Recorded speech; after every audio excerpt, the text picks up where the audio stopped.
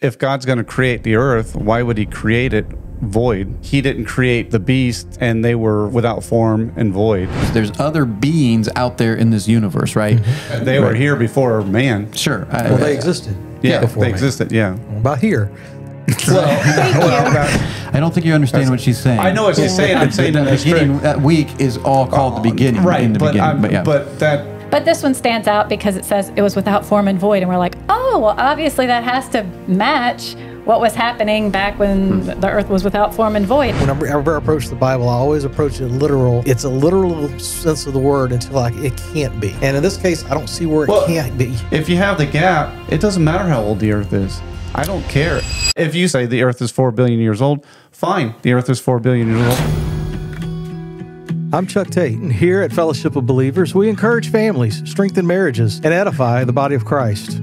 I'm Larry Grimm. We also promote biblical doctrine in a fun and engaging way. And I'm Sarah, and if it's Christian, we're talking about it. This is the Mike Charleston Show. All righty. Yes, this will be an exciting episode here.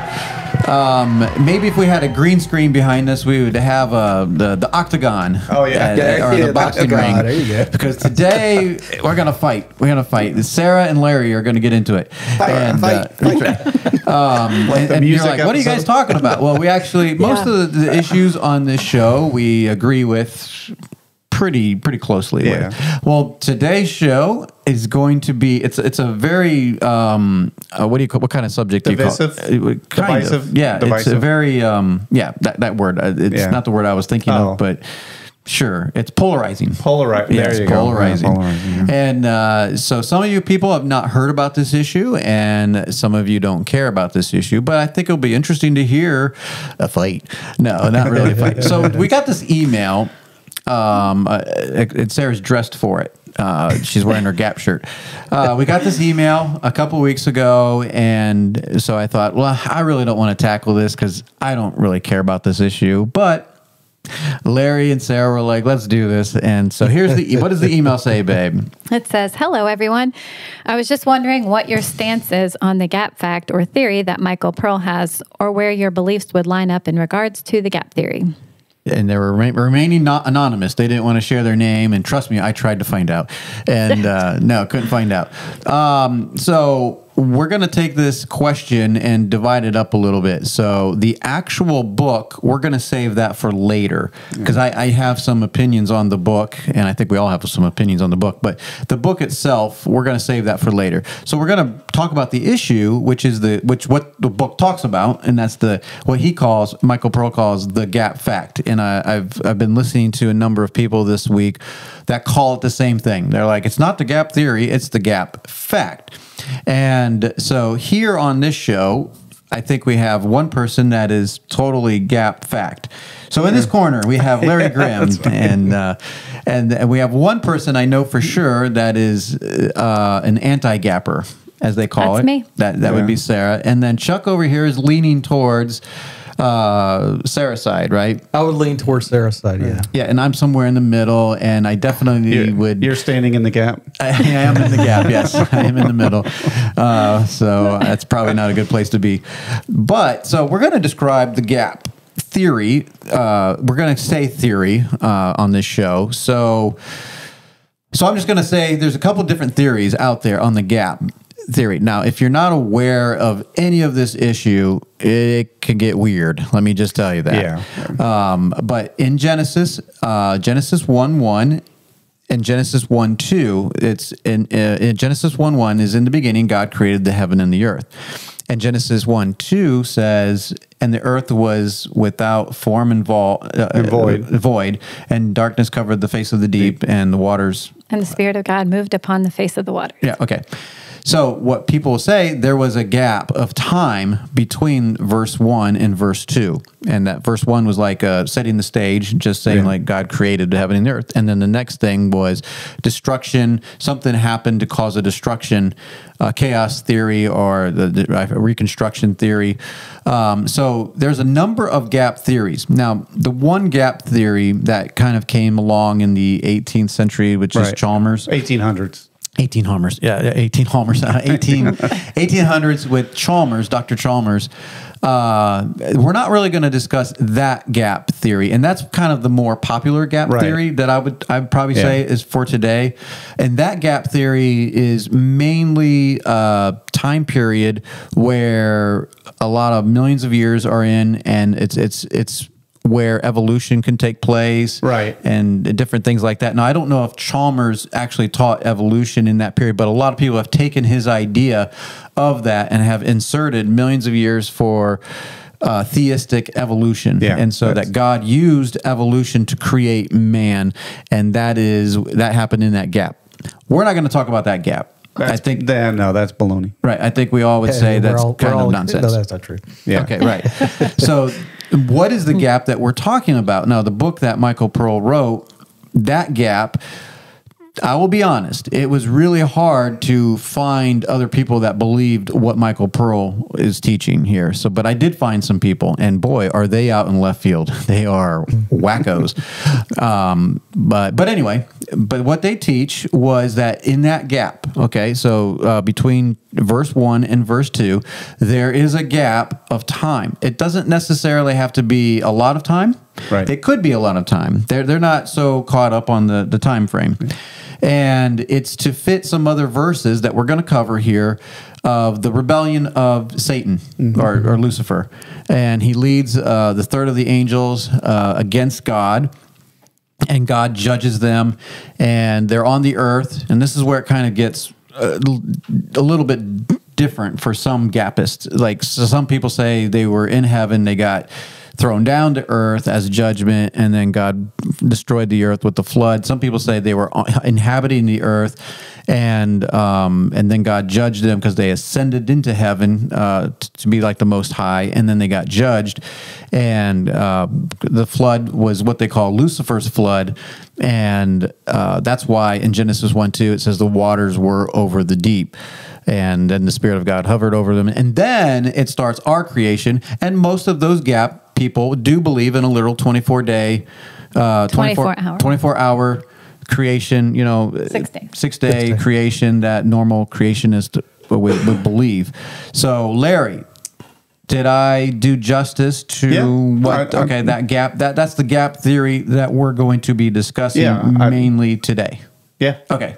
I'd agree with that. All right. That's good. Okay. Chuck, you understand that? Okay. I do. I think it's important for us to actually say, okay, what are the pieces we agree about first? Right. Which I think you're kind of laying that out well. I think we have to understand that there was a point in time where Lucifer and this whole host of angelic beings were created prior to the creation of man, Adam. And they existed in some form. You had the rebellion, you had Lucifer and a third of the angels that were in rebellion and cast out. So that period of time had to happen somewhere. Right. The question is, where did it happen? When did it happen? That's the question. Right. And that's mainly what we're going to be talking about. And that's where I'm in the middle, where I could see those verses, some verses that I have never seen until I started studying these issues years ago. And I'm like, okay, they have a good point. We have to do something with these Bible verses. What are we going to do? We can't just it doesn't exist. And so, Larry, I'm going to give you the first go at the gap fact, as you would call it, but the gap theory. So what is there something you want to add to that? Well, I think part of it is you say, well, what is the importance of this? Why? Because earlier in the introduction, you said it's not something you really care about. Right. I would say it's important because it's part of the Bible. Oh, sure. I get that. And there's Paul talks about mysteries. Jesus, when the disciples asked, why do you speak in parables? He said, it's for you to know the mysteries of the kingdom. So there are things in the Bible that aren't necessarily clear, but it's for us to know. Sure. And Paul said to study to show thyself approved unto God. So that's what you're doing. Right. That's and right. So there are things, and I think this is important because it gives a glimpse of God's overall plan and his purpose. Okay. And where man fits into that, where the devil fits in, why it was important for him to be in the garden to tempt man. Why did he take Jesus up on a high mountain and show him the kingdom of the earth and say, these can be yours? What is the point? There is a point to it. And I think the point is Satan wants what he wants back, what he once had. Right. And so understanding that gives us a glimpse into the why and why these things are important. So that's fair enough. And so that's his opening statement. Oh no. And so no, that's fair. And so Sarah wanted an opening statement too, but I don't know if we want to get into that right now, because before we get started, we're already started, but we do want to say this though. This isn't like a salvation issue, right? And, absolutely. And we want to. We're kind of doing this also to show that, hey, we've known each other for years, and we've known that we know this issue. Maybe amongst them, I don't know if Chuck knew exactly where we were on this issue. Nope. Right. Okay. But I knew exactly where Larry was on this issue. I know where my wife is on this issue. So it's something that hopefully we can show you, that we can have a discussion and we can open up the scriptures, and we don't have to name call like some people do. Right. And we don't have to ridicule other people's beliefs. We are assuming that we are all studying the scriptures, and we might come to different conclusions here. Yeah. And so we want to respect that, And yes, we might throw a couple jabs and just fun, but it's all in good fun here. All right, now that you got that out of the way, we can get the boxing gloves. That's out. right. Okay. So ding, ding, ding. We're ready. Okay. So I don't know if you want to do your statement first, and then we just get into some of those verses. Sure, I'll go ahead. Okay. Sarah's got a statement. So I wrote this out because she's going to read. I'm just going to read it because I find it hard to remember. Stop. Wow. Well, it's just I don't like when people have to read that long. But go ahead. First of all, I appreciate the work that many creation scientists have done for the Christian world. Growing up as a Christian, I was very ignorant about many things found in the Bible, especially pertaining to creation. But early on in my marriage, I was introduced to Ken Ham and Answers in Genesis. Not personally. Right. Through his work as well as others, I learned that I could trust what I read in my Bible as truth and fact. I learned that more Bible writers quoted or referred to Genesis than any other book. I learned that all Bible doctrines of theology are based directly or indirectly on the book of Genesis. Mm-hmm. I learned that there are numerous proofs through science that validate and prove the things that we read in the scriptures. I learned when you read simple words like day, you can trust what it says and don't need to look for a deeper meaning. And as the years went on, I grew to love to learn more and more about the Bible and all that it has to say. I love the simplicity of it and realizing that God gave his word not just for priests and scholars and learned men, but he also made it simple enough that people like me can pick it up, read it, and learn who God is and what he's done. I have loved teaching it to my children and not being afraid of leading them astray, but reading and believing the simple text as it is written. Then along comes the gap. Oh. When I first heard about the gap theory, I was confused. I thought that the Bible was so much clearer and that I had learned to understand it. But I realized that I must have missed a lot. Of course, the Bible is a huge book that we will never fully understand on this side of heaven. But now even simple things are brought into question. I felt like less of a Christian because I can't open up books like Isaiah and Ezekiel and tell you what is happening, where, and why. Now that I've looked deeper into the gap theories, I have realized that whether or not there was a gap at that particular time, I don't really care. I would rather encourage people to read their Bibles, see what it says, believe it, and move on. You will never be able to answer all the questions that critics have. There is no crime in reading your Bible without looking at the Greek or Hebrew words. You are allowed to read the English. Yes, you can find cool things when you dig deeper, but there is no shame in reading the English.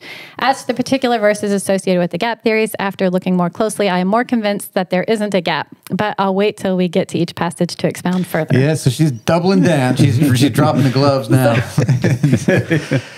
So that is Sarah's statement. And so after this big study, and we have been looking at all kinds of things this week, and she is now totally convinced that there was no gap. Pretty much, yeah. Wow. Okay. I mean, I could be wrong, but no, I don't see it. Don't shy away now. Okay. Yeah. Okay, so where are we going to start? Are we going to start at so we did the verse 1 and verse 2. You know that in the beginning God created the heaven and the earth. That was a statement, right? Supposedly. Then verse 1 and 2, formless and void, something made it that way, and the earth was without form and void, and darkness was upon the face of the deep, and the Spirit of God moved upon the face of the waters. So what would you say about that verse then, babe? If you just think that was God just created, because it doesn't seem like God creates in just formless and void. Why would he create in chaos? Well, again, I've always read the Bible just with a simple understanding. So when I look and it says that he created formless and void, it was without form. So I'm thinking of some kind of mass, just like a potter would take a mass of clay and then make it into something. And void, it didn't have mountains, it didn't have lakes, it didn't have rivers, it didn't have people, it didn't have animals. So it's not got anything yet. And so I just took it as that. Okay. I thought that was okay. That's fair. Well, oh, go ahead. I'm assuming Chucky would say probably the same thing. Yeah, if you're going from that perspective, I would have to say the same thing. I don't think we have to have God say it. He's created everything perfect to begin with. Right. He's creating something from nothing. Right. Okay. In the beginning, he created the heavens and the earth. They were there. Then he goes on day by day and evening and the morning to refine that creation by adding these other things that were made. So, yeah, I'm fine with the idea that it was created in such a way that it was void and needed to be further refined. Right. So, Larry, Genesis 1:2, this is the big one. This is where a lot of people get into the Hebrew, where was become, and I honestly don't think you need a become there. It's fine with was, but whatever. What would you say about the chapter, verse 2 right there? Well, I would say there is, like you said, if God's going to create the earth, why would he create it void and without form? It seems like he would create it finished. Mm-hmm. In other words, like you read the rest of Genesis, there was nothing, like he didn't create the beast and they were without form and void.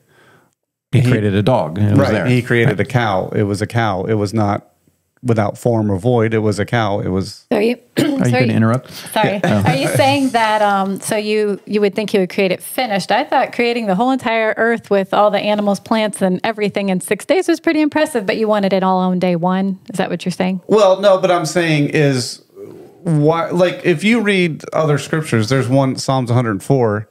It seems to indicate that there was something here first, and then it was flooded, and then God set boundaries on the water after they were already flooded. He receded it. And it's not talking about Noah. It's actually before Noah. So how did that happen? Where did that come from? So there are other scriptures that indicate if you look at it, you're like, some things doesn't seem to be an answer unless there's a period of time between Genesis 1:1 and 1:2. And part of the problem is, and this is where the young earth, they have a problem because they're so set on the history of man being tied with in the beginning. In the beginning is just setting the time clock. That's when time started. Oh, is that when time started? I was going to ask that question later, but okay. Right, that's the indication because it's in the beginning. Well, when was that? Well, that was the beginning. Well, the history of man goes back 6,000 years, but what if the beginning goes back further? Right, but you're not talking about the beginning of God. No, I'm talking about the beginning of the world. Okay. Okay, so really at the heart of this, what we have is as we're looking at the scriptures here, and there doesn't have to be a gap if there's no rebellion. Right. Okay. So that's really a good place to start. Then is the Bible is about our creation. We admit that there was probably angels, there's cherubs, there's other beings out there in this universe, right? Mm-hmm. When they were created, we don't know. We know the verse in Job that talks about how when the earth was created, the angels rejoiced. Yeah, they were here before man. Sure. They existed. Yeah, before they man. existed. Yeah. What about here? Fair point, but real quick, you said from the beginning, and I know you want to get to what you want to get to, but it Take seemed over. like Jesus ding, ding. didn't seem to indicate that there was a gap. He says in Mark 10:6, but from the beginning, which maybe the beginning isn't the beginning, I don't know, but it says from the beginning, God made them male and female. Well, that was day 6, so that's right there. So I don't know, like you want to put a beginning and then time, and then there's another beginning when you made them male and female. That wouldn't be the beginning if you're on your logic, because the beginning would be day 1. So God didn't create mankind on day 1; He created on day 6. So that wouldn't have been the beginning. Yeah, because I see creation as this 6-day period. This is the beginning when He created everything, and even there's other verses that talk about. Well, and if you say the beginning of the history of man, then that would be that week. But if there's So in the beginning, he didn't make them male and female. That was Well, the actually, second I mean, beginning. again, like he didn't. You would have Sarah's to say, got him on the ropes already. Well, no, I would say just technically asking. speaking, the beginning would be day one, right? Well, when it talks about So when is the beginning? Is it day one or is it day 6? the beginning is creation, when we have this 6-day period when he made everything. She's saying the week. Actually, the beginning was before day one. Right. Either way you look at it. Well, yeah, exactly. The first beginning. The beginning. I mean, day one. So what did he create on day one? That's up for debate. Oh, okay. Because some people would say he created the earth and he said, let there be light. And that was day one. But some Okay. people say he created the earth and then time. And then, so. Right. And in our creation, I think, but I think everybody on day one would agree that light was created. Yes. For sure. Yep. Whether Yeah. the earth or Yeah. whatever Right. came before or whatever, but light was in the beginning, God created, or on day one, it was light, right? Right. He created light. Well, actually, I mean, if you wanted, the heaven and the earth would have been. If you're a young Earth, I would you'd say, have but to you don't say believe that. you'd have to say the earth was created and then light. Well, that's what she's saying. She would say the earth was, and so was the light, and so was the heavens and the earth. You know, all that was created on day one. That's what she would say. Right. Yeah, right. But that wouldn't be that. So then man would come day 6, which would not be the beginning.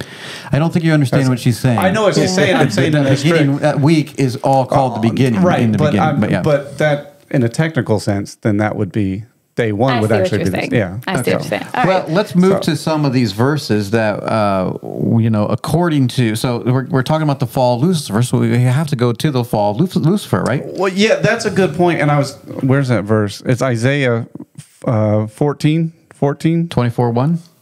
No, I No, think it's 14. Was it in yeah, there? 14. 14. Well, you got your notes there. I got these notes, but it's not in here, right. but it is Isaiah 14. Yeah, where's Isaiah? I can't find it in my. Oh, there Isaiah it is. 14:12. How art thou fallen from heaven, O Lucifer, son Right. of the morning? How art thou cut down to the ground, which didst weaken the nations?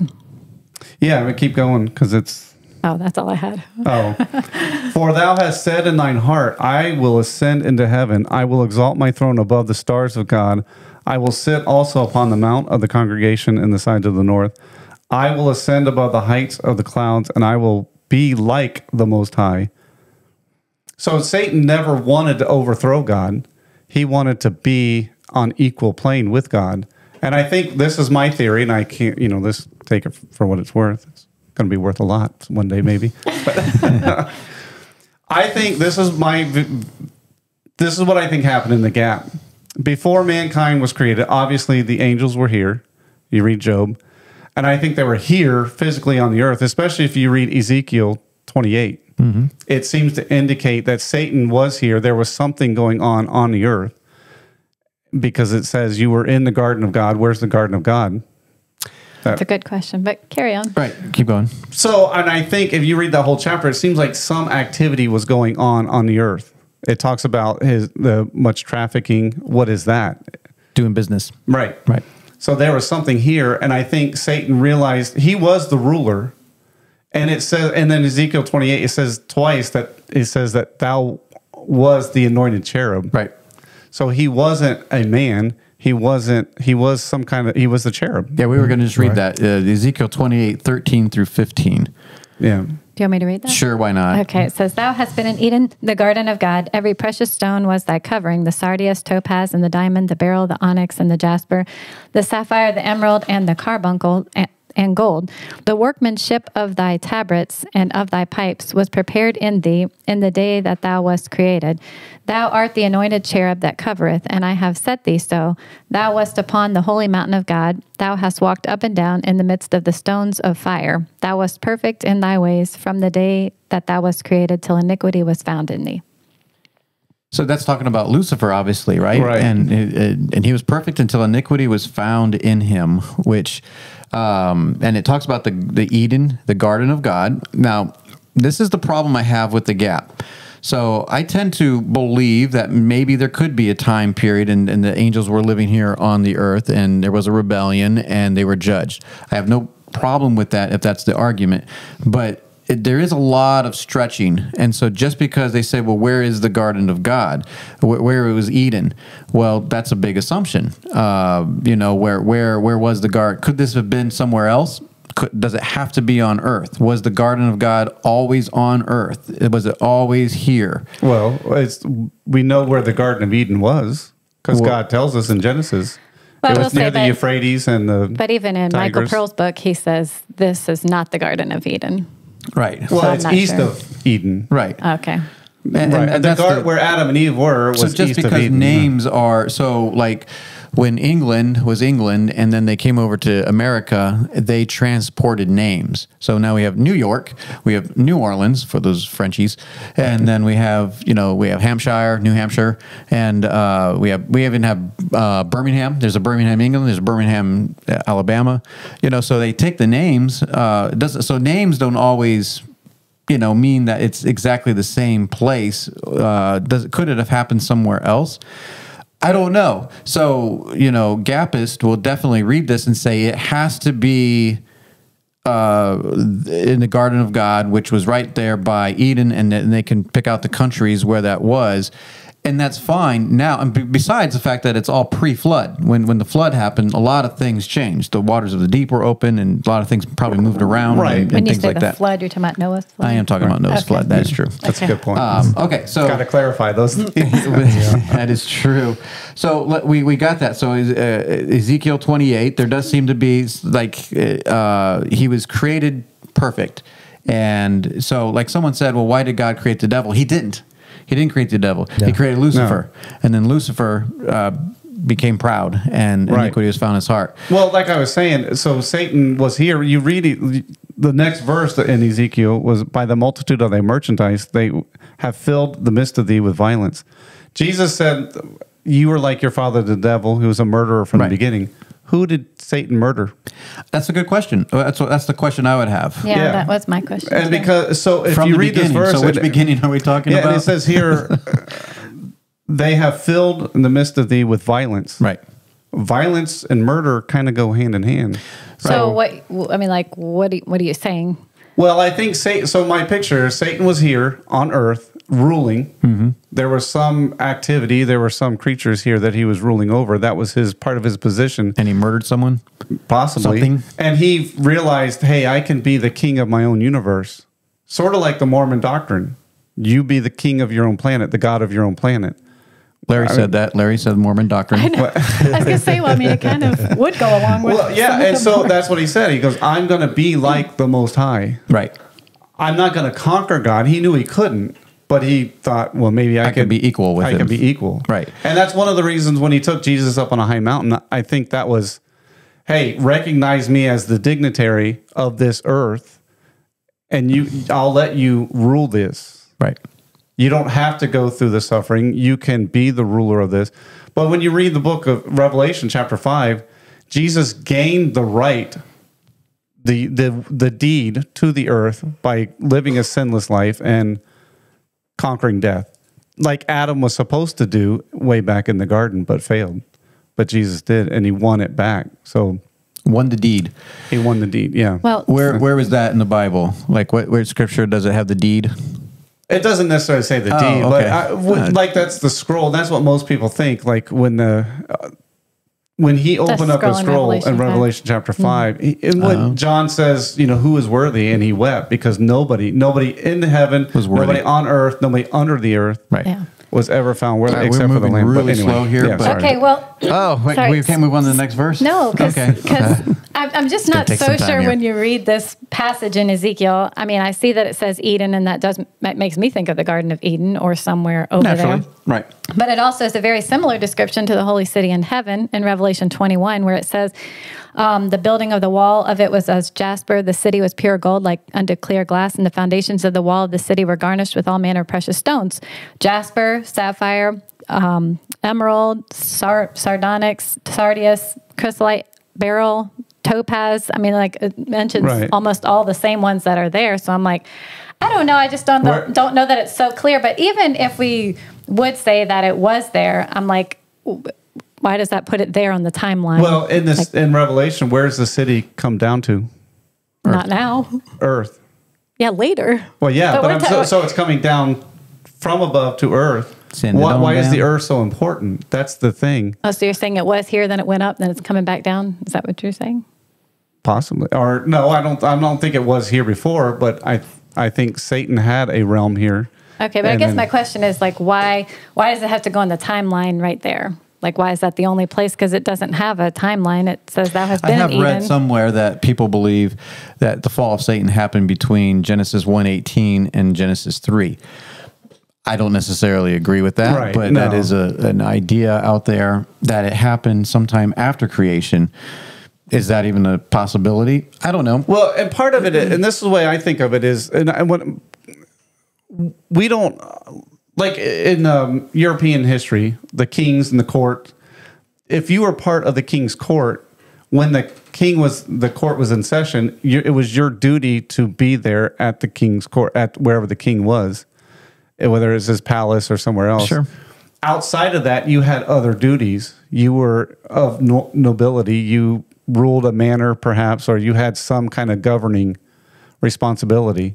Just like Joseph, when he was exalted in Egypt, the only one above him was Pharaoh, right? If you remember the story. So just like Satan was given realm or rulership over the earth and whatever creatures or beings that were on here. We don't have a Bible that says that. This is part of the theory. But that's part of it. But it seems to make sense as to why does Satan care if man's here? What is the point? Jealous? I don't know. Jealous over what? Because he created something else.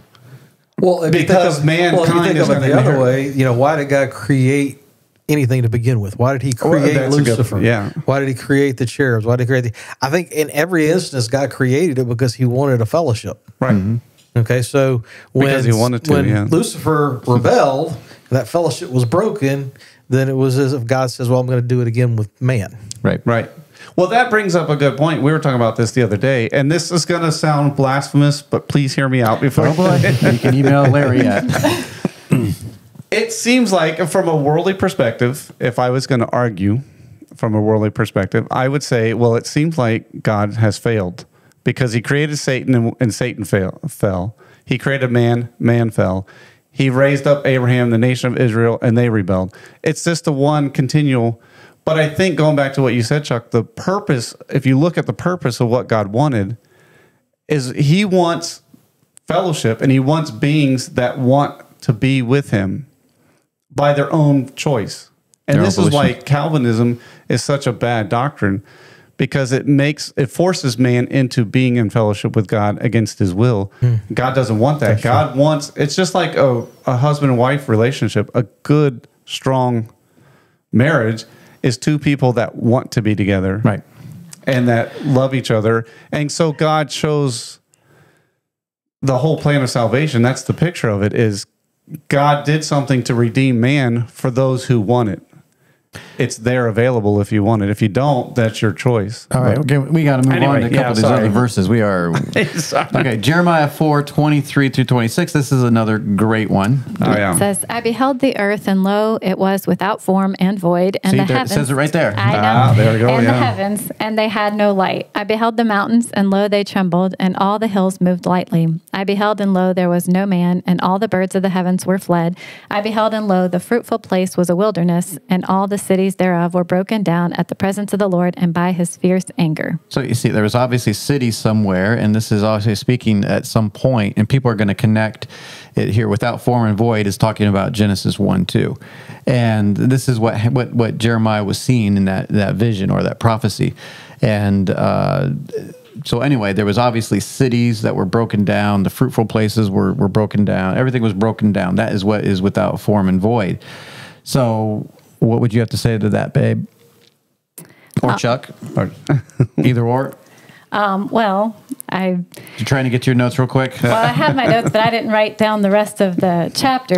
It goes on. But the thing is, we should know that when we're trying to make Bible doctrine, you need to have context. Oh, context. Yes. And so if you continue to read, it says that, let me see, because I don't want to read the whole thing.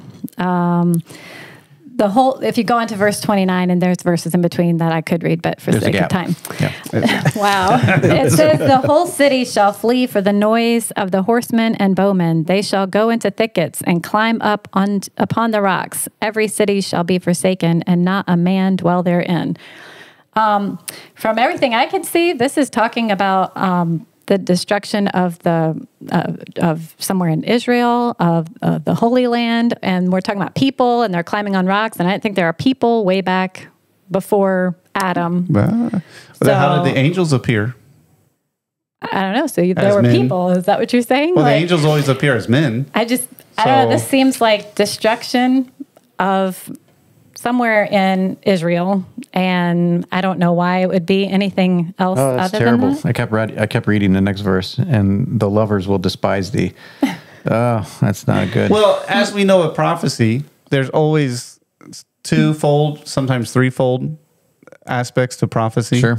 Yeah. And so this Jeremiah is a book about the coming judgment on Israel when the Babylonians come in and they just wipe it out, and that's it. They carry them off. But then we also know there's other passages that refer to the second coming of Christ that hasn't happened yet. So it happened then, and it will happen again. There's that dual meaning.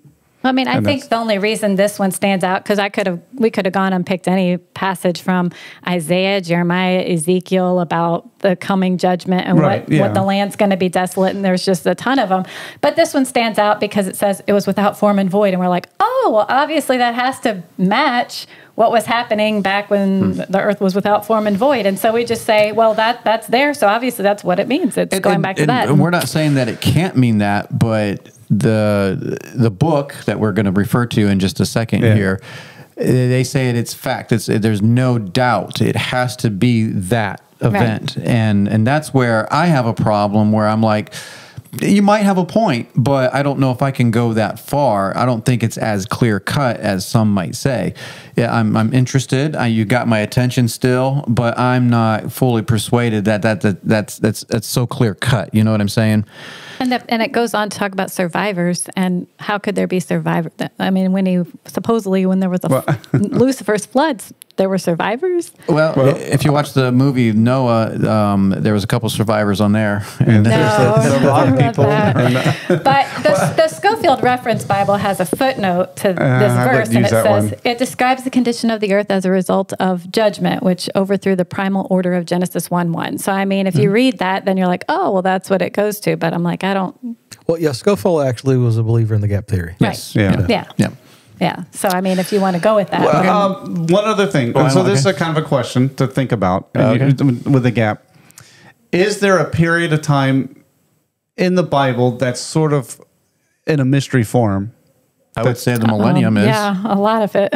Yeah, so if there's one, I could think of the church age, the time of the Gentiles.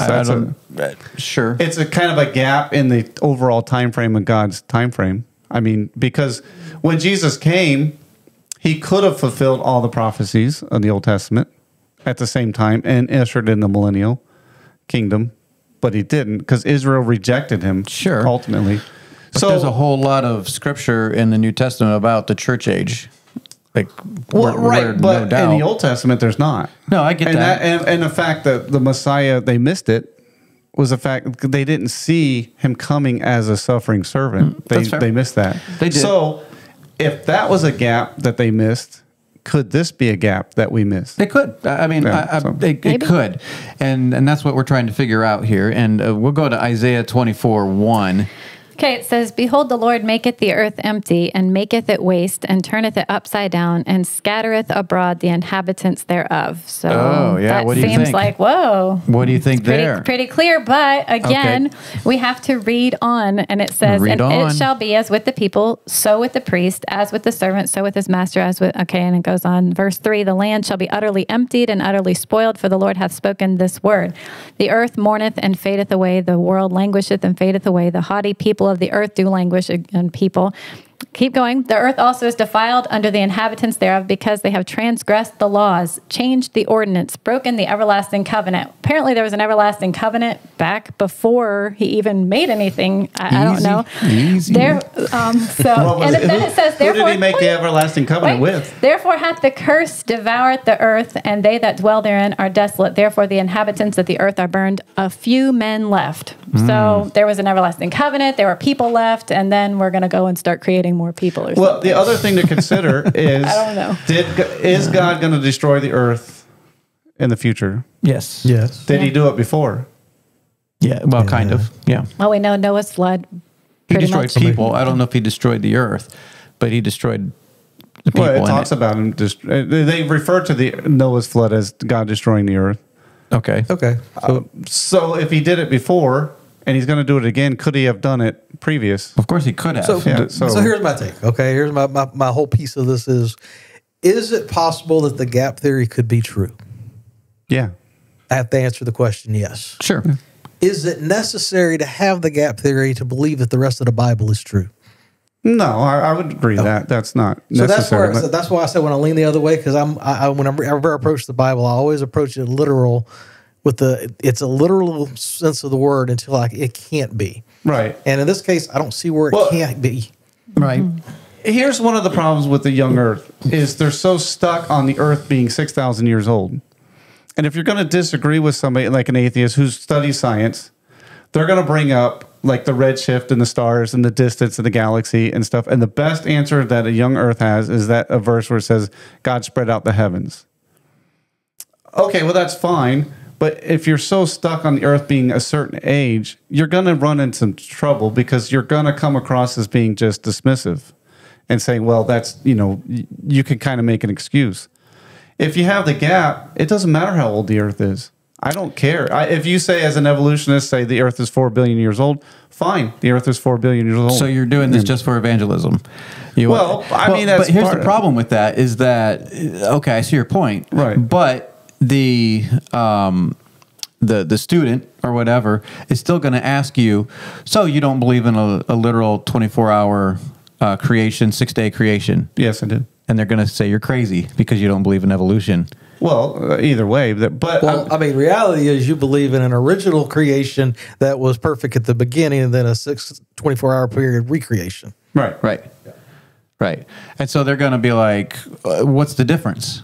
So what? So you agree with us on the age of the earth, but you still don't believe in evolution. You don't believe in none of that stuff, and they're going to still dismiss you. Well, then we can debate evolution and the ridiculousness of it. I mean, that's so. But I think you could do that with creation. You could, but I mean, I don't really care about the age of the earth, and what does that matter? What does it matter if the earth is 4 billion years old or 6,000 years old? Does it really matter? It doesn't matter to me, and it probably doesn't matter to Chuck. It maybe doesn't matter to Sarah, but it does matter to some people, and I think they make good points that they're taking it. So what they're saying is, and I think I could speak for Sarah here, and some of the other young Earth creationists, is that they are taking it literally from Genesis 1:1, where it says God created the heaven and the earth, and they're assuming that's day one. Now, obviously, you guys would disagree in that camp and say, well, okay, that's a simplistic view. You have these other verses that kind of shed light on this passage, which is fair. It's totally fair to challenge it. But just on a simple reading, I don't know if you would really come up with a gap. If you're just reading, you would say, well, God created this world in 6 days. Actually, there would, because like in the 2nd century when the Torah was translated into Aramaic, right? They translated it as the earth was laid waste. Right. That's fair. Which means obviously it wasn't at one point, and it was laid waste, which means it was. It became whatever. Okay, okay, go ahead. Because we are, I guess we're gonna. There's another issue about the word "made" and "created." Yes. Now, in Genesis chapter 1, it's referred to. There's 2 times it's referred to as created. Right. He created the giant sea creatures, I think, or I don't remember how it's worded. So the word "create" and "made" are different, because create means to bring about out of nothing. Sure. Like the Latin ex nihilo or whatever. however you Ex say it. nihilo. Made is you're using existing materials to make something. Like Right. you make furniture. You cut down a tree, you mill the wood, and then you shape it into. But I didn't create the wood. But you didn't create the tree. Even God- though in English, sometimes I would say, look what I created. Right. Okay, just saying. But in a technical sense of what the word means, it means to bring about out of nothing. That's fair. So, No, and there's a that is- passage. yeah. There's many passages And- that the book covers on that create So I got and a made, question for create Sarah. and made. Yeah. when God told Adam and Eve to replenish the earth, why? Why would he say that? Because he wanted them to have children and to. But the word Multiply and replenish means that it was plenished before. Okay, but if you actually look up the old definition, even at Which 1828 Larry likes to dictionary. do. I did. Yeah, I know. I thought about you. I'm like, surely you looked up the word I replenish. didn't actually. I forgot. Well, in the 1828 At that time dictionary. that it was created during the translation, at that period of time, it actually meant to fill. Yeah. Well, but you look at the context. So when there's 2 times in the Bible he said that to somebody. That was Adam and Eve And Noah. and Noah. Right. And why did he say that to Noah and his sons? Well, once again, that word way back in 1600, when I don't know what the modern versions translate that word as anymore, but it does mean to fill. Yeah. Right. It just means to fill. So to replenish the earth in both ways, it still works either way. So if you're saying that it was plenished and it needs to be replenished, okay. Yeah. You know, that's fair. And if you But- say refill, but not refill, it just means to fill. The word replenish just meant to fill. Yeah, it didn't mean Not refill, just fill. to fill. Right, Yeah. just to fill up. And so if that's what it is also is like just, hey, Noah, fill the earth again. Well, you use the word again. Don't say again, Dave. Just say Phil. Well, I said Noah. Yeah. Because Oh, okay. Noah did fill it again. right, he had to, because there was a, So Adam and Eve should fill it again. just fill it. Right. You know, but I'm not, you know, it's just the word right there. But okay, so we wanted to get into, Oh, yeah, sorry. are we going to get into the book? Here we go. Oh, we should. So, because the original question was about the book, and I felt like we needed to talk about the topic. And just by the way, if you should probably already know this if you're watching on YouTube and listening on a podcast, you could see that this is going to be a little bit longer of an episode. Yep. So because of that. We are brought to you by our gear here. Look at this. We got our Mike Charleston Show mugs here and a pen here and my shirt's swag, down there. man. I don't know if I can show the shirt. I got Sarah a hooded sweatshirt for her birthday, but it's still in Japan. But the T-shirt came in, and it's black. And let me see here. Oh, there we go. That is cool. I like the black shirt. I kind of like it too. I do too. So, I like the black shirt. So anyway, that's just You a got little it from Japan, huh? well, not these. I got them from Vistaprint, but the sweatshirt ended up from Japan. But anyways, so that's a quick commercial. Back to the thing. So how did we get them, man? Yeah, you didn't how'd say you get how to 'em? get them. You just said you got them. Oh, well, we're not selling them because these are what we have. What I showed you is what we got. So if you want maybe them, come one visit. day, You I was can hoping share a to buy cup of one. coffee. if there's a demand for it, let us know and be like, dude, I want one of those. I'll be like, I want one. Okay, that's good. That's number one. Okay, so all right. So going back to we had a few verses here. So what do you guys think, Larry? First, Oh no, we're We going to go to did the book, right? Yeah. well, I was Yeah. going to ask Quotes. about the devil dying. But The devil do you want- dying? But do you want to go to the book? Oh yeah, I meant to Yeah. ask you about that. The devil dying? Yeah, when- I don't believe the devil died. No, I don't either. Okay, well, in the book, it talks about the devil dying. Oh really? I don't remember that. Well, it's right here. It's quoted right here. Kids in Sunday school knew that Lucifer's sin predated Eve's in that he was in the garden tempting Eve shortly after creation. Due to his disembodied state, it was necessary for him to commandeer the body of a beast of the field in order to manifest a physical presence and speak to Eve. Satan had lost his original physical body in death following his sin. And then he gives several verses. gives well, to show that's that. different than he died. Well, he lost his body in death. I don't know. Does He it say lost in his the- physical body in death. Right. And so I that's- looked up all the verses that he And put here's the with that, problem and I I'm like, have. So the Gapist, and this is this isn't just that's- Michael Pearl. This is just anybody that puts an article together and then puts Bible verses. Check out the Bible verses. So it's like a tag at the end to say justify everything you just said. So if you're like, okay, well, here's what he's talking about: that kids in Sunday school and that Eve, that his sin predated Eve, which I don't necessarily doubt. I think Lucifer's sin was the first sin. Yeah. And so anyway, he became a disembodied spirit. Okay, now we're stretching things. So he gives Psalm 82, 6 through 7. It says, I have said, ye are gods, and all of you are children of the Most High, but ye shall die like men and fall like one of the princes. Okay, now in the context of that, you are gods. Who's he talking to? He's talking to angels? Yeah. Right. So is Lucifer one of the angels? Angels are different from cherubs. Yeah, right. So, so you shall die like men. Well, men weren't in existence yet back then, supposedly. So what's the context of them understanding what men are going to die like? But anyways, it's in the future too. So, I think that has a different meaning. I forgot this was in the book that he said that Satan didn't die, and I don't think he was disembodied. I think he became the serpent. Oh, he became the serpent. Right. So he was the serpent? Is that? Well, right. So now the devil's somewhere in the ground somewhere? No, not. We think of serpent as a snake that slithers on the ground. Yeah. But historically, you go back to ancient times, a serpent referred to a dragon. So he's a dragon on the earth right now? Yeah. Somewhere? Hiding. Well, even in Revelation, the church of Pergamos, it says, I know where that thou art. Satan's seat. Right. He's here. He's somewhere. Okay. Well, he tempted Jesus. So. Okay, then Ezekiel 14, 12 through 7. This one's a little bit longer. Yeah, that's long. Maybe Yeah. they just I want to don't look it up. understand any of this. I don't understand why he used this verse. Because you can just read it on your own time. But Ezekiel 14, 12 through 17 doesn't seem to have anything to do with what we're talking about. No. And then Isaiah 28, 17 says that judgment also will I lay to the line, and righteousness to the plummet, and the plummet and the plumb line, and the hail shall sweep away the refuge of lies, and the water shall overflow the hiding place.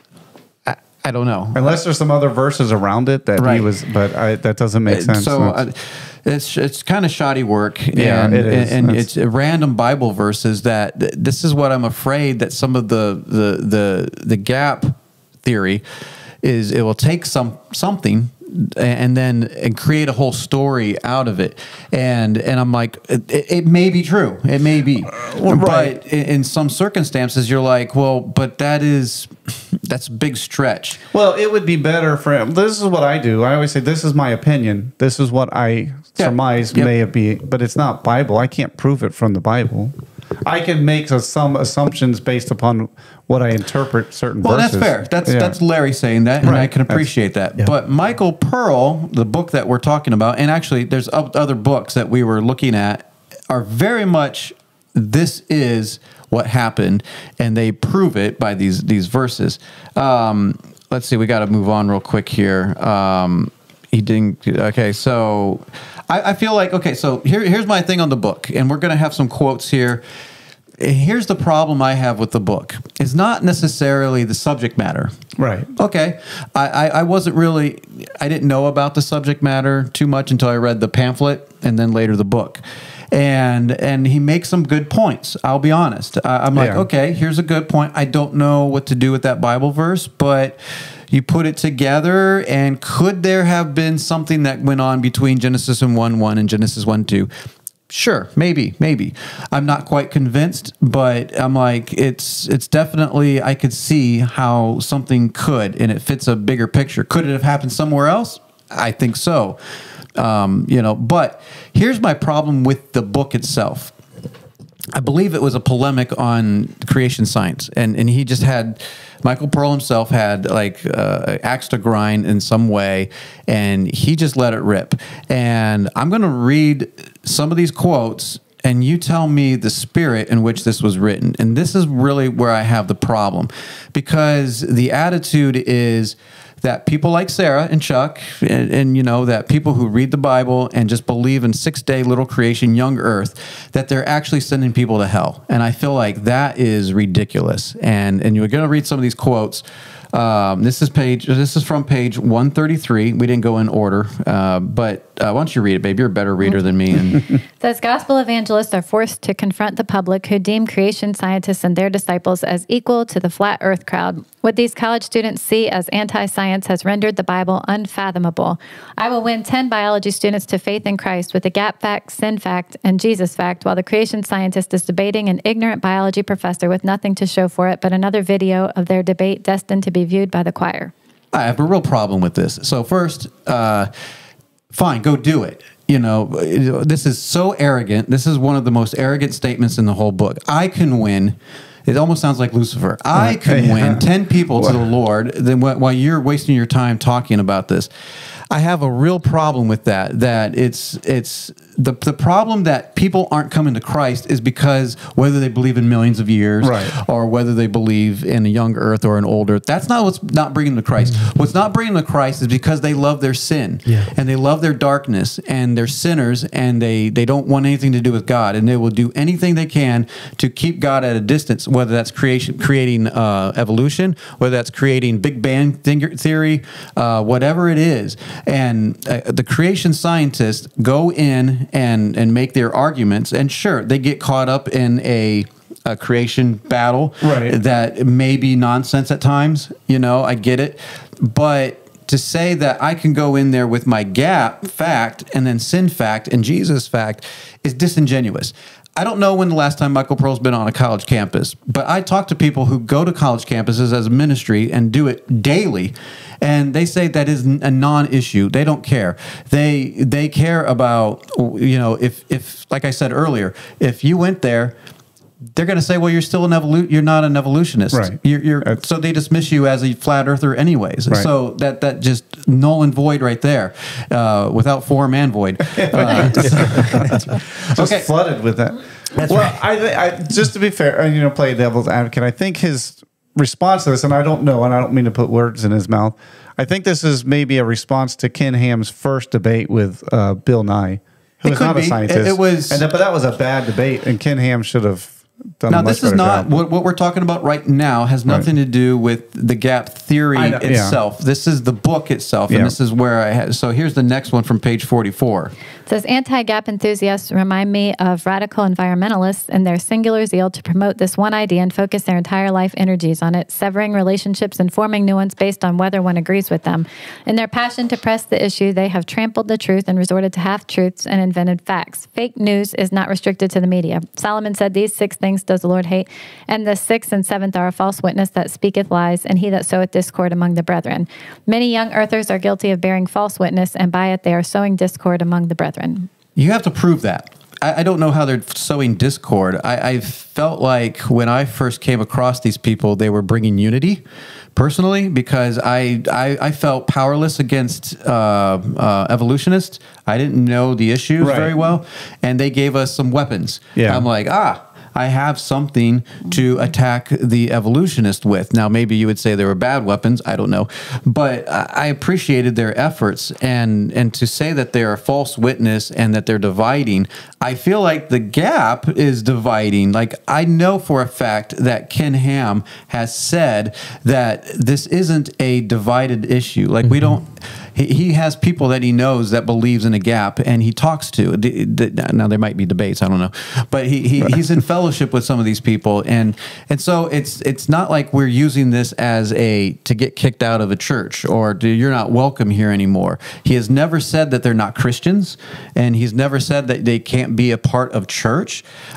He's just standing up for what he believes on the Word of God. That is what Ken Ham has always said, that on the foundations, to the point that we actually challenged him on that based on a King James issue. But anyway, and he didn't answer you. To be somewhat fair in this one, he does start by calling them anti-gap enthusiasts. Yes. So somebody who's dealt in, and this is a major issue for them, and they're going to go fight somebody over the fact that you're wrong. I'm going to go up to Larry and say, no, it's not. There's no way it's a gap. You're absolutely crazy. Right. Well, that would potentially be sowing discord.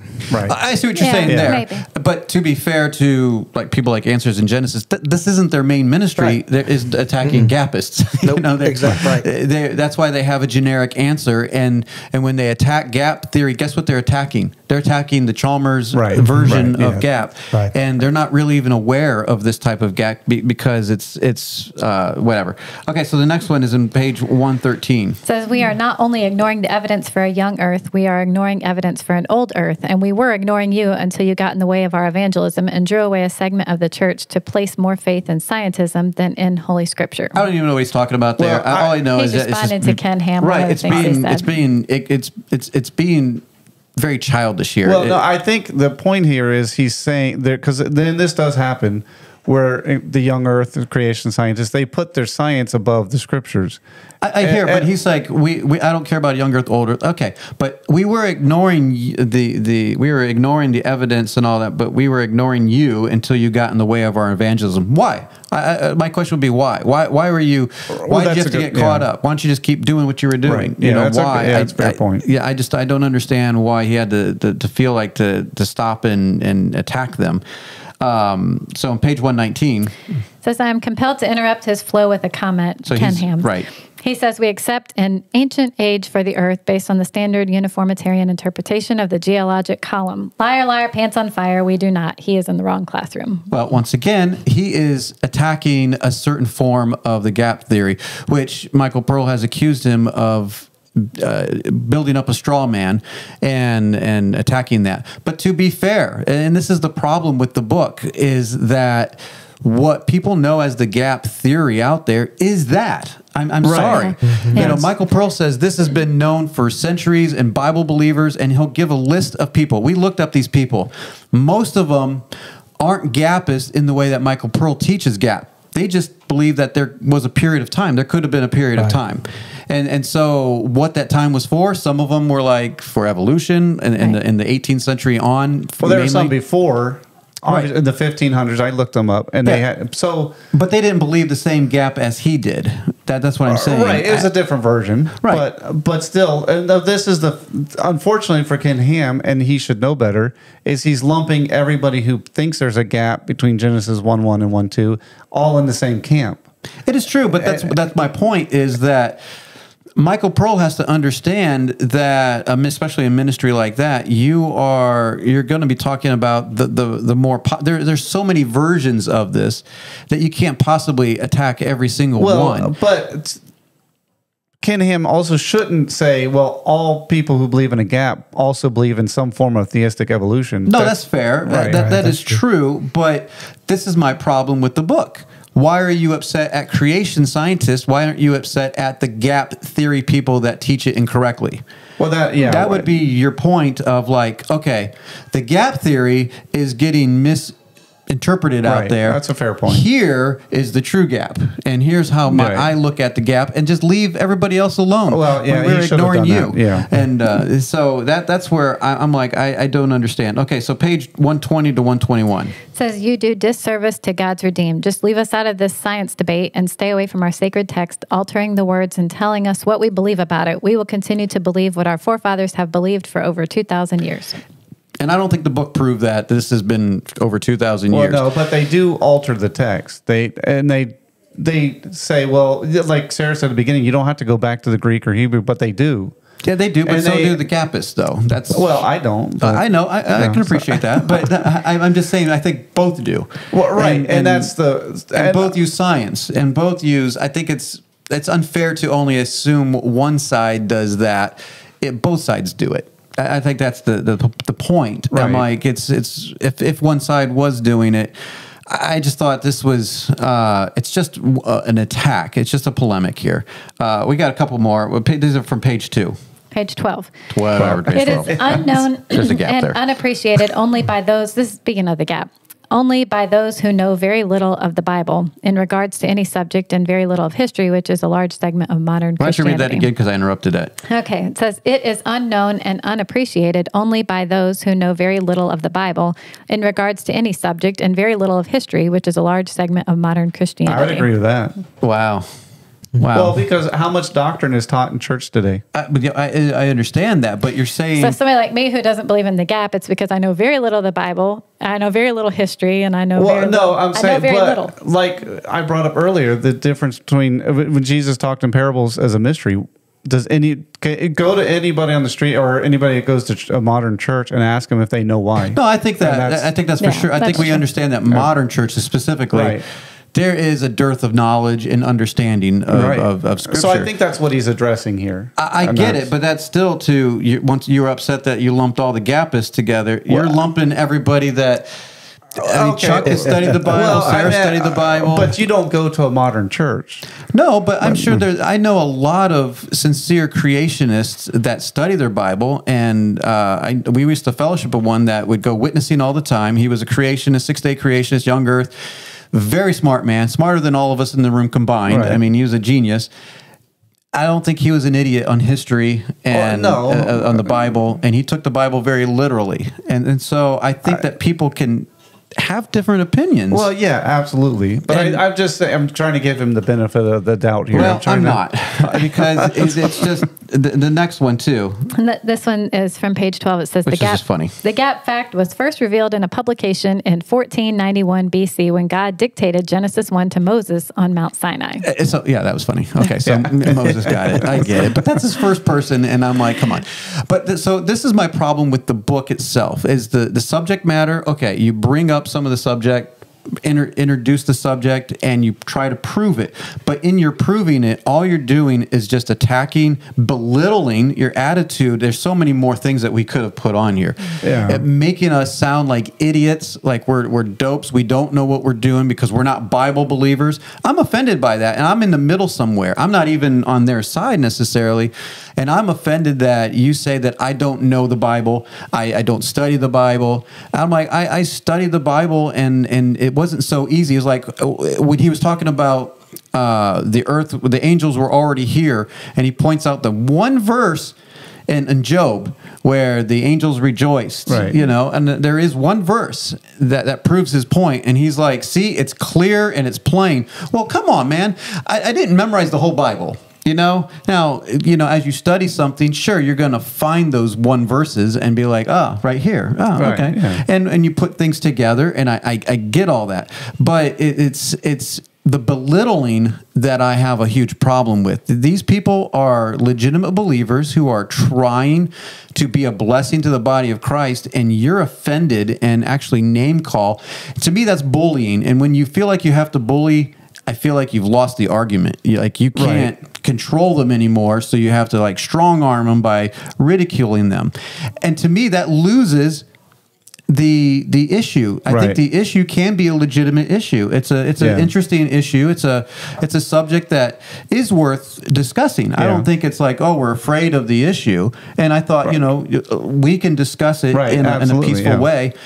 But to write the book that he did in such a demeaning, condescending way, if you know what that word means, and joke, it's just irresponsible. And I think it took away from the book because it's just like, oh my goodness, man, you're so. Your name calling and your belittling of people. You have no respect for people that think something just a little bit different.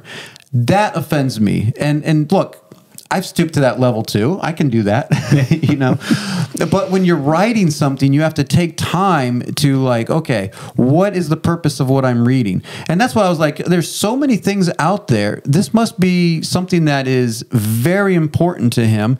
And if it is, so be it. I mean, whatever. Right. Well, I would say if I was to write this book, or if I was to advise him to write it, I would say, write it about your subject. Yes. And don't worry about other people. Yeah, forget about them. Right. I mean, he does say, and if I remember correctly, at one point in the book, he does appreciate the work that the creation scientists have done. One sentence, yes. Right. Yeah. But on your topic, stick to your topic, and you don't have to attack somebody. Yeah. And there's other works out there. I could point you to other works that did it in a better way, where they're not just shooting people and feeling good about themselves by shooting people, but they actually just went through and said, this is why I believe what I believe. you figure it out. And Right. if you agree, great. If you don't, Right. you know where to disagree with me on, and I can live with that. You know, I state can your argument and give Yeah. your reasons for it. And I think you guys can obviously see Right. where each other stand on those verses. Yeah. You're not going to agree. That's fine. right, it's not. But like Chuck said, this is not a salvation issue. No. This Right. is something that we study outside Right. of that, and to help deepen our But I don't understanding. have to of call God. you a Right. dope because Yeah. you don't understand You the don't have to, scriptures. but and as Larry said, we're supposed to study to show ourselves approved. There are Right. mysteries in the scripture. We're Yeah. supposed to search them out. Right. And if the gap theory is true and it exists, great. That's a great place to be able to take all those scriptures where we don't quite understand when they happen and put them in there and they fit. You know, right. it Yeah. fits. But it's not necessary to actually be able to prove the rest of the scripture. The scriptures stand alone without it. they too. do. Yeah. Right. And I think that was the missed opportunity there. And there was a couple other books that I was looking at in publications and videos that we watched. And let me just say this, and Larry, you might want to close your ears on this one. But a lot of the people that go down this road, and this is what made me pull back a good bit, a lot of those people that go down this road are weird. And they just get into some weird things, flat Earth stuff, and you know just some seed serpent, the seed of the serpent, Seed serpent. some Yeah, stuff. that's- And I know I don't want to lump everybody in there, but I would just say all these podcasts and all these YouTube videos and all the stuff I was reading, it does tend to get even weirder, and you just have to be careful. I'm not saying Larry does that. Well, this is actually an issue that it's a realm that God gave us a small glimpse into. Yeah. The angelic realm, the cherubim, the seraphim. The Bible's very silent on a lot of this. We don't know Yeah, a lot. That's a whole other topic that's very interesting. We might Right. look at it in a show. And And it's so- just, how does that exist? Do angels actually walk on the earth today? Yeah, that's a Once it might be. There you go. But I will say, like Michael Peroja's book, I did appreciate it. I went to my college degree is in biology, Yep. and my head professor was Dr. Gary Parker, Right, who right. worked with Ken Ham. So I learned a lot about creation science, and they do a lot of good work. Yep. I will say their view, most of them on the Bible, is not what I would say is strong. Right. They, however, what they do is good, and I think in this case, Michael Pearl should stick to what he's good at, teaching the Bible, and just leave it at Well, that. I think that's he would say he did. He was, Well, I mean, you don't need to attack, and like you said, you can state your view. You can state objectives to it, pros and cons, but you don't have to attack or demean anybody else. no, like the That's- chapter it was answers not in Genesis.org. Right, yeah. and then the front cover is just the gap fact and the out of whack creation scientism. Right. And I'm like, it's out of whack. So I'm like, already we already know what we're in for. Well, So- because what's the implication if you just read a title is that there is no God didn't create the earth. If you believe that, you're wacky. I mean, that's what you could surmise from the title if you just read the book. Sure, But sure. No, So- I get it. So that's why we broke it down in two different subjects here, is because I thought the subject itself was worth talking about. Right. It is worth talking about and discussing. It's out there, and so we need to be aware of it, and you have to figure it out for yourself. The book itself, to me, was different. It talks about the subject, but I thought the spirit of it was not good. It was. I thought, my goodness, this. It like Sarah says, it takes a while before you even get to understand what he believes. He's just so busy attacking and Right. attacking where they're wrong here, they're wrong here. We don't believe this. Well, it's not so clear. It took me a long time to find out another person that believes just like what he believes in the book, and it's hard to find that. So it's not as popular out there as he would like to think. So there must not be any Bible believers out there. And so, but there is a large segment of the gap theory that we didn't even discuss, and maybe we should discuss on some other time, that is what I think we all would agree is out there. It's to be dismissed right away. But, this particular one is at least more legitimate in that they try to get the Bible verses and make sense of them and do a good job of it. So I'm not too offended by it if someone like Larry says, I believe in this Right. this belief. I get it. makes sense in how you present it. I try. Right. So, all right. Well, I appreciate you guys hanging in there. I know this was a long one, and if you made it to the end, then everyone gets. Never mind. No. But if you have some thoughts on it and would like to participate in the conversation, you can either go to the Facebook page, leave some comments, or even on the YouTube channel here, leave some comments, or write us an email. And if you have some more thoughts on the issue, that would be talk@fellowshipofbelievers.org. That's right. Right? Yeah. Okay. Yeah, that's right. All right, Joshua, get us out of here. The Mike Charleston Show. History with Larry. All right, Larry. All righty. What do you got this week for history time? All right, this is kind of a different one, but a kind of a fun one. Okay. Warships and soda. Warships and soda. Yeah. Like they're connected? Larry? They are. What are you doing? Okay. Yeah. I don't feel like those go together. But They shouldn't, but so what if you could make a deal, make a trade? Okay.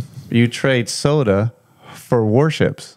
Warship. Well, Would you make that trade? Yes. Oh, yeah, who wouldn't? That'd be- Well, it depends on the warship, but I like a battleship, or are we Yeah. talking a cruiser? Yes. Okay. To both. Oh yes. what kind of soda are we talking about? Pepsi. Okay. I'll give up Pepsi for a warship. Yeah, I'll give it up. So in 1989, This Pepsi, is recent. this Wow. is- yeah. Was this the Russians? Yes. Okay. Just sounds like something they would do. Pepsi Cola, them and a Norwegian shipping company, they made a deal. Pepsi actually was the middleman. Okay. They actually traded for 17 old submarines, What?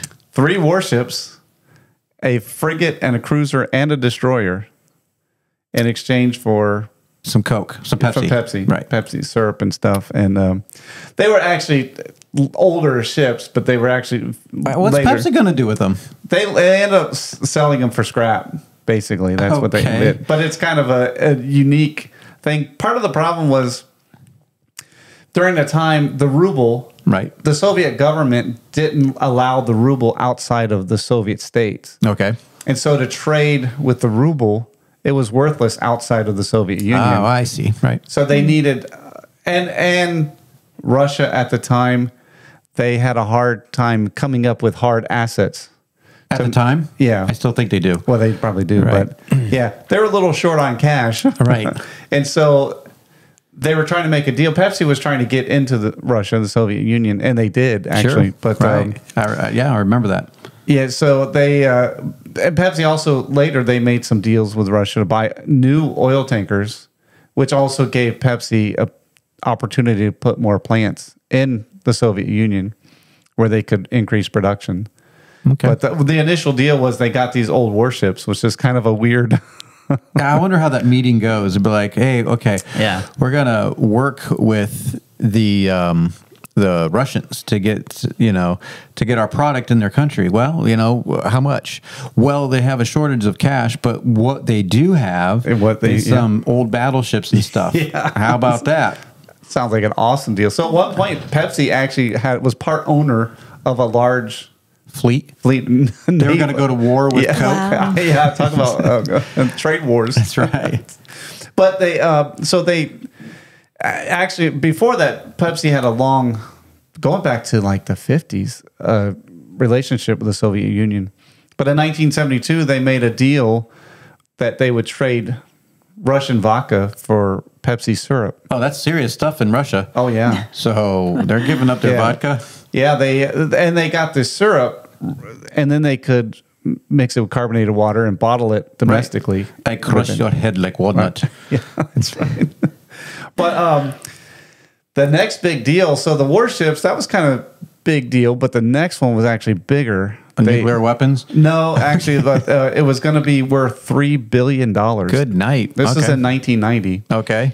They were going to Pepsi was actually going to go into Russia big time. This is after Gorbachev tear down that wall. Well, it's around the same time. Right. So yeah, they Pepsi figured the deal was going to be worth about $3 billion. Sure. They could increase their production in Russia, and it was a growing market, and that was a lot of money back then. It still is. And it's still, yeah, that's a big. Well, Also, Pepsi introduced the Russians to another American icon at the same time. An icon, what, M&M's? Pizza Hut. Oh, pizza. Well, they own Pizza Hut. Yeah, Yes. exactly. And Taco Bell. Yeah, they right. were going to expand their market, not just Pepsi, but Pizza Hut Pizza as well. Hut and Pepsi in Russia. Awesome. Yeah. But if you're a student of history, the 90s, especially the early 90s, were not a good time for the Soviet government. No. 1991, they fell. Yes. And guess what happened to the deal for Pepsi? Yeah, it fell through. Yeah, it went sour. It fell apart. Nah, it's terrible. Yeah, they had a... It fizzed out. It did. It went flat. Yes. But all was not bad. They were... well, the other thing they lost out was part of the ships they bought, the oil tankers and stuff, they were being built. And they got stuck in a newly independent state of Russia that was formerly part of the Soviet Union. Belarus? Ukraine. Oh, Ukraine. And now Ukraine wanted part of the deal. So this ended up costing Pepsi a lot more. And Good night, man. Everybody wants their Pepsi. Everybody, yeah. Are you a Pepsi guy or a Coke guy? Coke. Really? Well, I grew up with that. And so that my mom... I grew up with Pepsi. I didn't really grow up with Pepsi, but on special occasions we'd have Pepsi. But I don't like either, actually. I don't mind. Occasionally. I mean, yeah. But anyway. Pepsi's a little sweeter. But anyway. Well, all is not bad for Pepsi. Are you a Coke person or a Pepsi person? Let us know in the description. In the comments. I find most people from the South, especially, because Florida we next call to it Georgia. Coke for down here for crying out loud. So, yeah. Coca-Cola started in Atlanta, Georgia. And anyway. So you go to a restaurant here, say, I'll have a Coke. What kind? Yeah. What do you got? Pepsi? Yeah. So weird. Yeah. Yeah. Yeah. So, but to this day, Russia is still the second largest market for Pepsi. Although Coca-Cola they're making a lot of inroads into Russia. And I would have thought they already would have, but yeah. They're gaining ground. But yeah, that's kind of a weird deal in the history of Russia and an American capitalistic company making a deal like that. That's funny. So Pepsi at one point was part owner of a large naval fleet. That's got to be the most bizarre thing for Pepsi. Yeah. Like, what are we going to do with this? Could you imagine the board meeting say, hey, look, we're going to make this deal with Russia. It's going to make us millions of dollars. The downside is we can't get paid in currency. Right. But the good side is we're going to own some battleships. Yeah, we just got to find a place to park them. Like, where do you go? Yeah. I mean, that's so bizarre. Yeah. So, well, cool. All right. Well, thank you for your history there. Thank you. That's a terrible story. It's a weird story. Not a terrible story. It's just terrible. It's a weird. Hopefully it didn't go flat. That's right. That's right. The Mike Charleston Show. Music with Sarah. What song do you like?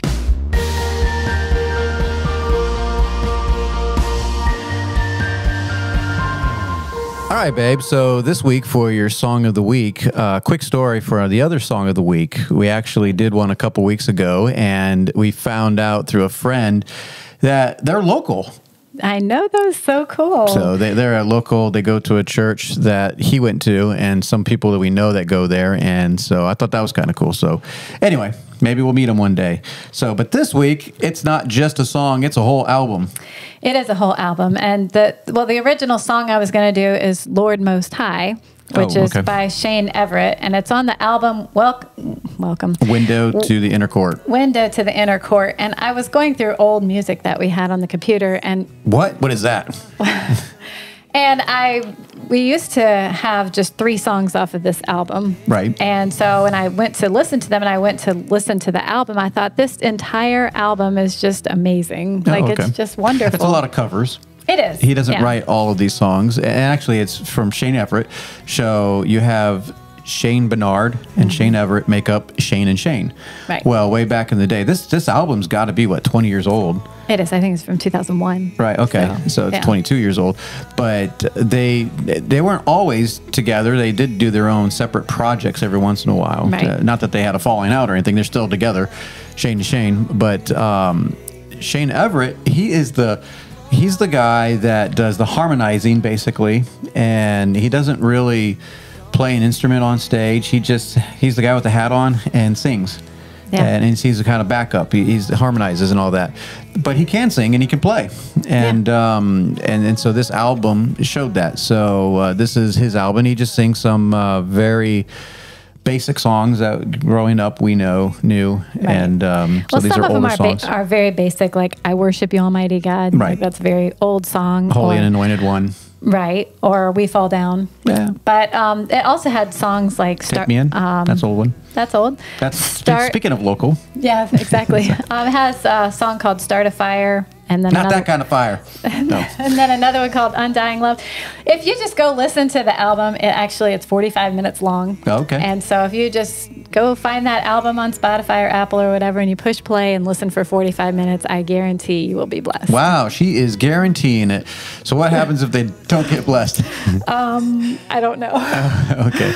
But anyway, it's a great album. A lot of great songs, some old songs, some new songs that I'm like, oh, I want to learn those. Like those. So this might be a great challenge to songs. Larry, huh? It is a challenge to if Larry. If he plays this album, he'll be blessed, huh? He will be if he would give it a chance. Just give it a chance. Just give it a chance. Anyway, Okay. so I really think everybody should go check it out. It's not new, but it's just great. Beautiful Okay, so music. speaking of what, one of the songs on there that you were singling out was which one? It's called Lord Most High, and it's actually an echo song. It is an echo song. And well, there's actually another echo one on there, Exalt the Lord. But I like That is echo an echo song. songs, and they're really nice for the ladies because we don't have to know all the words because we just copy the men. We have to know the words. Well, yeah, exactly. But anyway, so it is an echo song, but it's just about praising God. The chorus says, "Throughout the endless ages, you will be crowned with praises, Lord Most High, exalted in every nation, sovereign of all creation." Lord That's Most not the High. echo part, though. That is not the echo part. Right. That's the chorus. But anyway, great song, great album. So I think everybody should check it out. Yeah, which was kind of shocking because we went through some of these old songs on the computer, and you were like, "Do you remember this?" And I'm like, "Of course I remember it. How did you forget?" It's But just there's so many songs that There is. you sometimes There forget are. about ones from 20 years ago. So. Indeed. So, but this one, we actually, this was back in the iTunes days. Right. So we just happened to hear a couple of them. We bought a few of those songs, but the rest of the album never heard. So now with Spotify, you can hear the whole album. Yeah. So go to Spotify, go check it out. It's called "Window to the Inner Court" by Shane Everett. Go check it out. The Mike Charleston Show. Marriage. All right, babe. For this week's marriage moment here, quick little discussion. We were talking like, what are we going to talk about on the show here? And I wanted to talk about just like when is it a good time to counsel others, or should your marriage be perfect before you start helping other people? Well, I hope not, because if it has to be perfect, then nobody can help. Not perfect, but you know what I mean by that. Right. Oh, you guys have a perfect marriage. Let's go to them. Is there a certain age range? Is there a certain, should we be afraid of helping other people's marriage at a certain age? Or is it just something as you get older that when I'm in my 40s and 50s, now I can start, or what? Well, I do think the Bible does talk about older women teaching younger women how to love their husbands. So, I Sure. mean, I do think age sometimes can play a part. Oh, it most definitely does. Because I feel like with Wisdom. age comes wisdom, Yes. and you have lots of experience. So that does help. But I mean, I wouldn't think that you have to. Obviously, you don't have to have a perfect marriage. Well, And- here's what you don't have to have. You don't have to have a special degree, and you don't have to go to college for it. Absolutely not. And the one qualification I would say, though, is to be fair, is you should have a good marriage. Like, I don't know if you're struggling, it doesn't mean you can't help other people out. You know, anytime anybody needs help, you can try to do whatever you can. But when I'm looking for help, I want to see those people that are doing well. And be like, hey, what am I doing wrong? Or is there something I'm missing? Can you point out something in my life, and reach out to those people. Right. And so obviously early on in your marriage, it might be good, but it's lacking experience. So a lot of people, say if you're 50 years old, you're not going to go to a 25-year-old and be like, hey, help me with my marriage. I hope not. That's only been married for 14, 15 months. And you're like, well, you wouldn't understand some of the difficulties I'm going through. But if you're 25 and have been married a few years, why not talk, if someone that is your age that is already struggling, you would understand where they're going through and where they're at a lot more than, say, people like us that have been married 20, 24, 25 years. What are we on? 20? Almost 25. Almost 25. So we might have forgotten what it was like for those first few years, but they're in it right now and they're doing well. So why not help it? I don't think there's a special certificate you need or anything like that, or you need to have a perfect marriage to help others. Right. Well, there is something about the blind leading the blind. So I do think that it does help if you can see, if you want to help Yes. other people. Yes. So if we're struggling and fighting all the time, and, then I try to pretend like everything's fine and help somebody else, maybe I'm not quite in the place I need to be to try to help. And as an older person, just if you want to be a church leader and you're getting older in age, most of us should be in that age where we should be leaders in our church. You don't have to, quote unquote, be the pastor or anything, but you're a leader in the church. And as a leader, you should have an example. So you should have an example in your marriage. You should have an example in your child training, your kids, how you live your life, your reputation on the outside, within and without. You should have a good reputation. And all those things are very important for you to be, quote unquote, qualified. There is no You know what your biggest qualification is? If people come to you, honestly. Yeah. And if you can get help, or if you can help others. The important thing is that we're not just here. So the reason I wanted to talk about this was like, sometimes we get so focused on our marriages, and that's what these, little 5-minute moments are for marriage. It's just like focus on our marriage. But there's other people around. And if you are doing well, look around and help others. And it is a fine line to get in there and, get in people's business or to help out. So there is that fine line. You don't want to be a nagging neighbor, but if you know people that are hurting and struggling, and usually they'll let you know, that you can tell. But yeah, you should. Marriage is a wonderful thing. It brings out a lot in us. And so if in that moment we are doing well, that's good. And you should thank God and look around and help. This world is about helping. That's what we're here for. And if people come to you, it's not always best to just defer and say, oh, well, go read this book, go to somebody else. Right. It's like, well, look, I can have an answer. I can say, well, okay, let me think about that. I think I can share some things that we've done that have helped us in our marriage. Let me carry some of your burden. Right. And then hopefully, if hopefully you don't have these struggles, but if you do, someone else can help you. And that's the way it works. At least it should work. And so anyway, that's kind of the encouragement that I would have is like, some people are thinking maybe they're just too young to help. Well, look, people are always looking at young people and like, are these guys going to make it? Are they going to do well? And well, let's hope so. And we should encourage them into doing that. And people our age and people that have been married 30 plus years, looking at those younger couples should encourage them. And it doesn't have to be like a sit down counsel thing, but just throw out little nuggets like we do on the show. I mean, we're talking 5-6 minutes, just a little thing that maybe would help out here and there. So hopefully that encourages someone. Hey, this is Joshua Charleston, the producer of The Mike Charleston Show. Thank you for listening to the show. If you want to follow us, we're on Facebook at Mike Charleston Show and Instagram at _Mike Charleston Show. Please support us on Patreon for exclusive content. This episode is over, but if you want more, check out the website at fellowshipofbelievers.org for more information. The Mike Charleston Show has been brought to you by Fellowship of Believers.